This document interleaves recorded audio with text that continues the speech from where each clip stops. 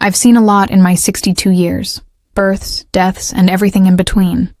But nothing prepared me for what I found the night of my son's wedding. The air was thick with jasmine and laughter, the kind of night where love feels eternal. My boy, Marcus, was marrying Clara, a woman with eyes like a summer storm and a smile that could charm the stars. Everyone said they were perfect together. I wanted to believe it too. But something about Clara always tugged at the edges of my heart. Like a loose thread on a quilt you're afraid to pull. The wedding was at our family's lakeside estate, a sprawling place with willows that weep into the water. The reception was in full swing, guests twirling under fairy lights, champagne glasses clinking, and Marcus beaming like he'd won the world. I stood by the dessert table, my silver curls pinned high, watching my son dance with his bride. Clara's gown shimmered, her veil trailing like a whisper of lace. But her smile didn't reach her eyes. I noticed it then, a flicker of something. Fear, maybe? Regret. I brushed it off. Weddings make everyone nervous, don't they? Then I saw her slip away. It was just past 9, the sky bruising purple over the lake. Clara excused herself from Marcus, her veil clutched in her hands, and darted toward the old shed by the water's edge. I followed, my heels sinking into the soft earth, my heart pounding like it knew something I didn't. The shed was a relic from my late husband's fishing days. Its wood weathered gray, the door creaking like a warning. I hid behind a willow, watching as Clara fumbled with a key, her hands shaking so bad she dropped it twice.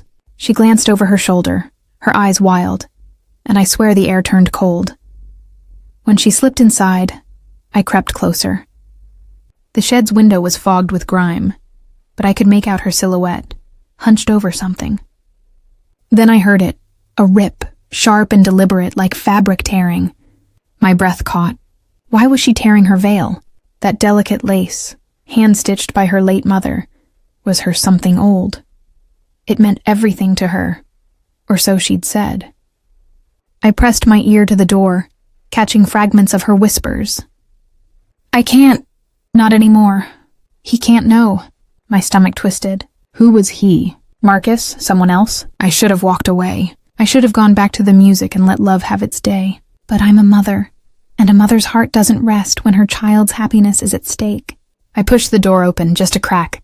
Clara froze, her back to me. The torn veil crumpled on the floor. In her hands was a small wooden box, no bigger than a jewelry case, its lid carved with roses. She didn't hear me step inside, didn't see me until I spoke. Clara, what are you doing? My voice was steady, but my heart was a drum. She spun around, the box slipping from her hands. It hit the floor with a thud, spilling its contents.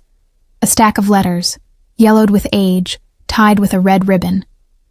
Her face went pale, her lips trembling. Auntie Mae, I didn't mean for you to see this. See what? I stepped closer, my eyes on the letters. One had fallen open, its ink faded but legible. I caught a name, Daniel. My chest tightened. Daniel was Clara's first love, the boy she'd loved before Marcus. The boy who'd died in a car accident 5 years ago. Or so she'd told us. Clara, what are these? I asked, though part of me didn't want the answer.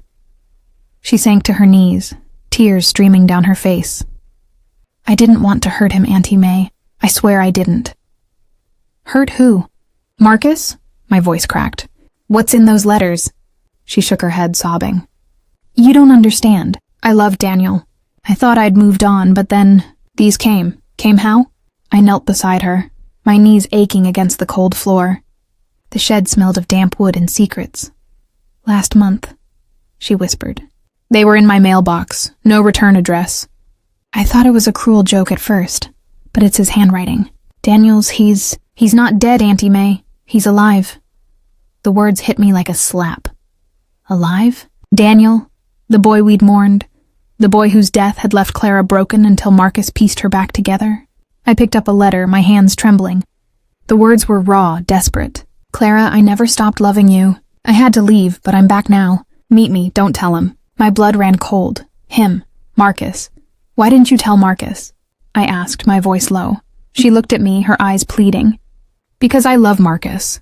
I do, but Daniel, he was my first everything. When I got these, I panicked. I didn't know what to do. He's been watching me, Auntie Mae. He was here tonight. My heart stopped. Here, at the wedding? She nodded, pointing to the torn veil. He grabbed me during the dance. Said he'd ruin everything if I didn't meet him. I tore the veil, trying to get away. I came here to hide the letters, to burn them if I had to. I can't let Marcus know. I wanted to scream, to shake her, to demand why she'd kept this from my son. But her fear was real, her tears soaking the floor. I took her hands, cold as the lake outside. Clara, you listen to me. Marcus deserves the truth. Whatever this is, we face it together. She shook her head. You don't know Daniel. He's different now. Angry. He said he'd hurt Marcus if I didn't come to him. My mind raced. I thought of Marcus, laughing under the fairy lights, oblivious to the storm brewing.